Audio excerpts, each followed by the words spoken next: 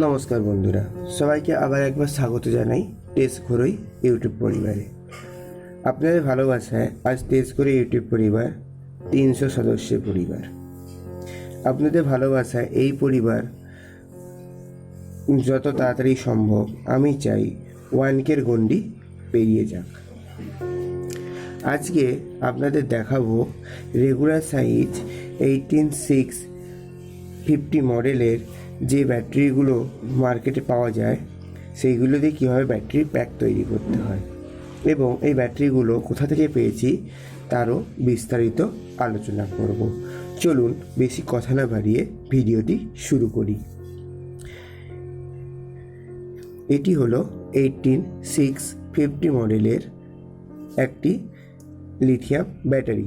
এটি স্যামসাং কোম্পানির একটি ব্যাটারি, যার মডেল নাম্বার ICR18650-28A। এই ব্যাটারিগুলো সাধারণত 2000 mAh কাছাকাছি হয়। খুব ছোটোর উপরে এত হাই ক্যাপাসিটির জন্য এই ব্যাটারিগুলো মার্কেটে খুবই আলোচিত। চলুন এই ব্যাটারিগুলো দিয়ে কীভাবে ব্যাটারি প্যাক তৈরি করা যায় সেটি দেখব। এখানে আমি টোটাল 6টি 18650 মডেলের ব্যাটারি নিয়েছি। এই 6টি ব্যাটারি কোথা থেকে পেলাম তার সম্পর্কে প্রথমে একটু কথা বলে নিই। মার্কেট থেকে আসার পথে একটি ল্যাপটপের রিপেয়ারিং সেন্টার থেকে আমি 50 টাকা দিয়ে একটি খারাপ ল্যাপটপের ব্যাটারি প্যাক কিনে আনি। দুর্ভাগ্যবশত সেই ল্যাপটপের যে ব্যাটারি প্যাকটি ছিল তার শুধু বিএমএসটিই খারাপ ছিল, বাকি সমস্ত ব্যাটারিগুলোই ভালো ছিল। ব্যাটারি প্যাকের মধ্যে কীভাবে আপনারা ব্যাটারি প্যাক টেস্ট করবেন চলুন দেখে নিন। আমি একটি ডিজিটাল মাল্টিমিটার নিয়েছি। এটা মাল্টিমিটার না, এটি ক্লাব মিটার। তো ক্লাব মিটার আর মাল্টিমিটার প্রায় একই কাজ করে। তো প্রথমে আমরা মাল্টিমিটারের তারের প্রোব দুটি ঠিক আছে কিনা দেখে নেব। আমরা কন্টিনিউটি মোডে দিয়ে দেখব যে সেখানে কন্টিনিউটি ঠিক টেস্ট হচ্ছে কিনা। দেখুন এখানে ব্রিপ দিচ্ছে, তার মানে এটি ঠিকঠাক জয়েন্ট হয়েছে। এবারে ভোল্টেজ মোডে দিয়ে ব্যাটারিতে লাগাবো। দেখুন এখানে 4 volt 4 volt 4 volt 4 volt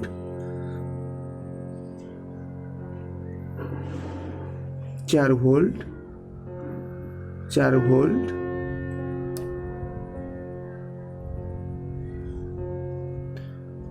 3 volt. তো এই ব্যাটারি প্যাকটির মধ্যে সমস্ত ব্যাটারিগুলোই ভালোই চার্জ আছে, অর্থাৎ আমাদের লিথিয়াম ব্যাটারিতে নর্মাল ভোল্টেজ থাকে 3.7 ভোল্ট, অর্থাৎ সেটি প্রায় 4 ভোল্টের কাছাকাছি। আর এই ব্যাটারিতে একটু চার্জ কম আছে। যাই হোক, চলুন প্রথমে আমরা দেখে নিই কীভাবে এগুলিকে দিয়ে একটি 12 অ্যাম্পিয়ারের ব্যাটারি প্যাক তৈরি করা যায়। তো যদি একটি ব্যাটারি প্যাককে আমি 2000 মিলি অ্যাম্পিয়ার হয়, তাহলে 2000 milli ampere equal to 2 ampere. আমরা সকলেই জানি 1 ampere equal to 1000 milli ampere. তো ব্যাটারি প্যাকটি হবে 3.7 ভোল্ট 12 অ্যাম্পিয়ার আওয়ারের। কীভাবে? এখানে 6টি ব্যাটারি আছে। 6টি ব্যাটারি যখন প্যারালালি যোগ করা হবে সেক্ষেত্রে 6 দুগুণে 12 অ্যাম্পিয়ার আওয়ারে ব্যাটারিটি তৈরি হবে। চলুন আমরা ব্যাটারি প্যাকটি তৈরি করি। ব্যাটারি প্যাকে ব্যাটারিগুলিকে একসঙ্গে রাখার জন্য এই রকম বোথ সাইড টেপ ইউজ করছি।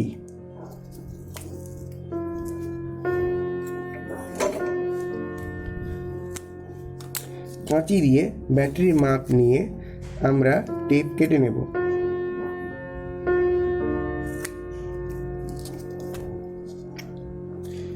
যেহেতু দুটি ব্যাটারিকেই জয়েন করতে হবে, তো এই টেপটা এত চওড়া আমাদের প্রয়োজন নেই, তাই একে আমরা অর্ধেক করে নেব।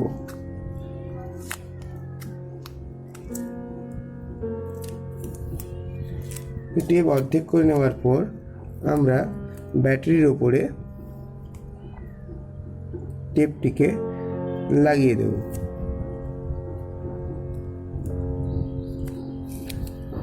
লাগানোর পর টেপের অপর প্রান্তটি তুলে নেব।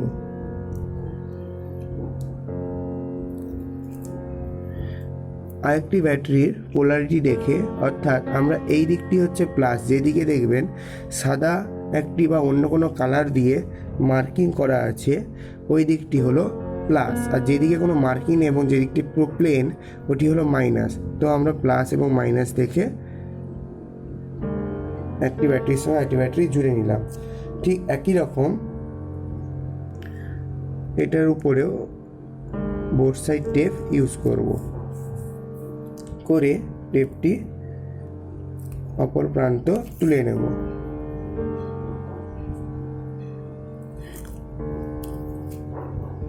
দিয়ে আরেকটি ব্যাটারিকে তার পোলারিটি দেখে লাগিয়ে নেব। দেখুন এখন পর্যন্ত 3টে ব্যাটারি একসঙ্গে হয়ে গেছে। একে যদি আমরা প্যারালালি যোগ করি, এখান থেকে আমরা 6 অ্যাম্পিয়ার অর্থাৎ 6000 মিলি অ্যাম্পিয়ারের একটি ব্যাটারি প্যাক পেয়ে যাব। কিন্তু আমাদের কথা ছিল 12000 অ্যাম্পিয়ার আওয়ারের একটি ব্যাটারি প্যাক তৈরি করার।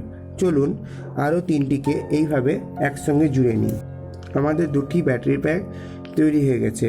এবারে এই দুটিকে যদি আমরা সিরিজ করে দিই, তাহলে এইভাবে লাগাই, তাহলে আমাদের তৈরি হয়ে যাবে 6000 মিলি অ্যাম্পিয়ারের 3.7 × 3.7, 3 দুগুণে 6, 7 দুগুণে 14, 7.5 অ্যাম্পিয়ারের 7.5 ভোল্টের 6000 মিলি অ্যাম্পিয়ারের একটি ব্যাটারি প্যাক। কিন্তু আমরা করব 12 অ্যাম্পিয়ারের 3.7 ভোল্টের একটি ব্যাটারি প্যাক।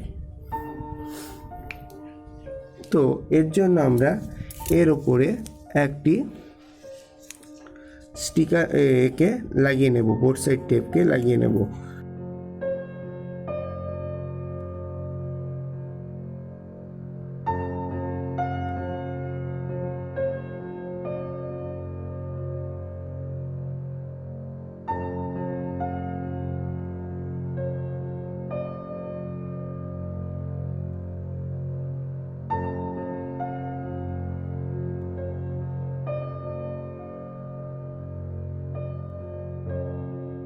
আমাদের আপাতত ব্যাটারিগুলো একত্রিত করা হয়ে গেছে। তো এবারে এগুলোকে আমরা তারের মাধ্যমে সংযোগ দেব। ব্যাটারি প্যাকটিকে তারের মাধ্যমে সংযোগ দেওয়ার পূর্বে বাজারে প্যাকেজিং ড্রিঙ্কিং ওয়াটারের জন্য এই ধরনের সিলগুলি পাওয়া যায়। এগুলিকে অল্প হিট দিলে আটকে বসে যায়। তো এগুলোকে আমরা ইউজ করব ব্যাটারি প্যাকটিকে কভার করে দেওয়ার জন্য। ব্যাটারি ব্যাগটিকে ঠিক মাঝামাঝি রেখে আমরা এটিকে হালকা হিট দেব। ম্যাচিসের মাধ্যমে আপনারা হিট দিলেই এ বসে যাবে। দেখুন কত সুন্দর বসে যাচ্ছে অল্প হিটেই। বেশি হিট দেবেন না, তাতে এটি গলে যেতে পারে।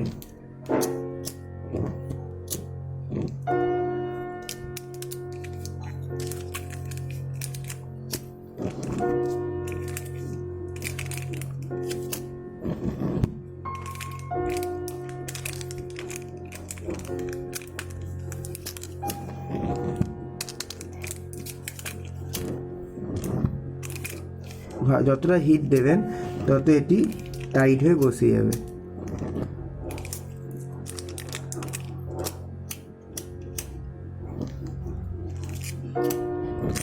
এতে কি হবে, ব্যাটারিটি কোনো জায়গায় রাখলে সেই সারফেসের সঙ্গে, দেখুন একটু বেশি হিট হয়ে যাওয়ার জন্য এদিকটি ছিঁড়ে গেল একটু। বাড়িতে যদি আপনাদের হেয়ার ড্রায়ার থাকে, তাকে দিয়ে করলে জিনিসটি আরও সুন্দর হবে। ওকে, আপাতত আমাদের ব্যাটারি ব্যাগটি প্যাকেটিং হয়ে গেছে। এবারে আমরা এটিকে কানেকশান দেব। কানেকশান দেওয়ার জন্য আমরা 1 mm এর ওয়্যার ইউজ করছি। চলুন ব্যাটারিগুলোকে কানেকশান দিই।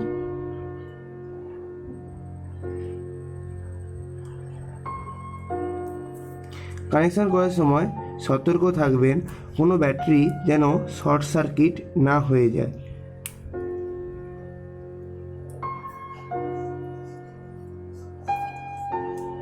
তাতে দুর্ঘটনা ঘটতে পারে।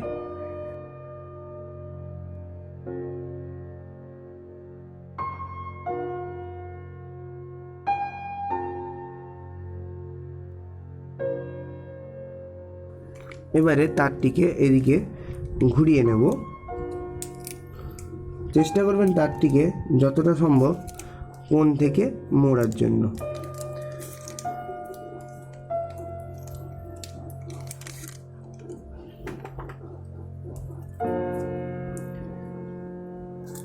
এই ধরনের লিথিয়াম ব্যাটারি প্যাককে যুক্ত করে আপনারা 12 ভোল্টেরও যদি তৈরি করেন, সেক্ষেত্রে আপনারা আপনাদের কম্পিউটার ইউপিএসে ভালো ব্যাকআপ পেতে সক্ষম হবেন। যেখানে কম্পিউটার ইউপিএসে লিড অ্যাসিড ব্যাটারিকে ইউজ করা হয়। অ্যাসিড ব্যাটারির থেকে লিথিয়াম ব্যাটারির এফিসিয়েন্সি অনেক বেশি। তাই আমি রেকমেন্ডেড করব, যদি আপনারা এটিকে 3S VMSের সাহায্যে কানেক্ট করেন, তাহলে আপনারা এটি থেকে অনেক ভালো পরিমাণে একটি স্ট্রং ইউপিএস ব্যাটারিও তৈরি করতে পারবেন। ভবিষ্যতে আমি ওটা নিয়ে একটি ভিডিও দেওয়ার চেষ্টা করব, যদি আপনাদের মতামত থাকে। পজিটিভ সাইডের মতো নেগেটিভ সাইডটিকেও একইভাবে সংযোগ দেব। চলুন যুক্ত করে নিই। এই সমস্ত ব্যাটারি চার্জের জন্য বিএমএস ইউজ করবেন। শেষে আমি ডায়াগ্রামটি দিয়ে দেব এবং বিএমএস কেনার লিঙ্কও আমি ডেসক্রিপশানে দিয়ে দেব। বিএমএস না ইউজ করে এই সমস্ত ব্যাটারিকে চার্জ করলে বিপদ ঘটতে পারে। চলুন, ব্যাটারি ব্যাগটি সংযোগ দেওয়া হয়ে গেছে। অতিরিক্ত তার আমরা কাটার দিয়ে কেটে নেব।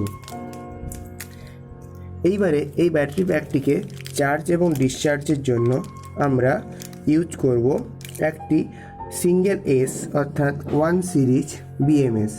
এই ধরনের বিএমএসগুলি খুব স্বল্প মূল্যে অনলাইনে কিনতে পাওয়া যায়। কেনার লিঙ্ক আমি ডেসক্রিপশানে দিয়ে দেব। এটি মাইক্রো ইউএসবি অর্থাৎ মোবাইল চার্জারের মাধ্যমেও আপনি চার্জ করতে পারবেন। চলুন এই বিএমএসটি এর সঙ্গে সংযোগ দিই। বিএমএসের গায়ে দেখুন ব্যাটারি পজিটিভ এবং ব্যাটারি নেগেটিভ লেখা আছে। সেই অনুপাতে মিটার দিয়ে, যদি কনফার্ম হওয়ার জন্য যদি সন্দেহ থাকে, মিটার দিয়ে ব্যাটারিটি চেক করে নেবেন। দেখুন এখন টোটাল 4 ভোল্ট আছে। ব্যাটারিটি পজিটিভ এবং নেগেটিভ দিক এখানে মেনশান করে দিতে পারবেন। দেখুন এটি হচ্ছে নেগেটিভ দিক, এটি পজিটিভ দিক। তো নেগেটিভ সাইডে আমরা বিএমএসের নেগেটিভ ওয়্যার অর্থাৎ সাদা ওয়্যারটি আমরা কানেক্ট করব।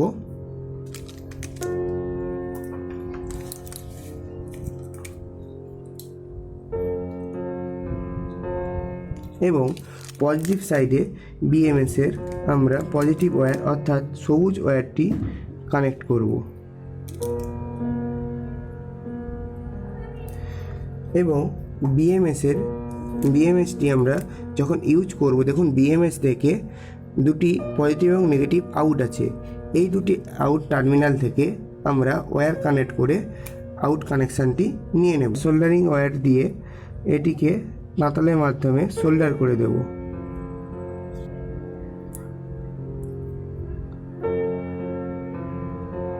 লক্ষ্য রাখবেন হাতে সোল্ডারিং আয়রন যেন না ঠেকে যায়।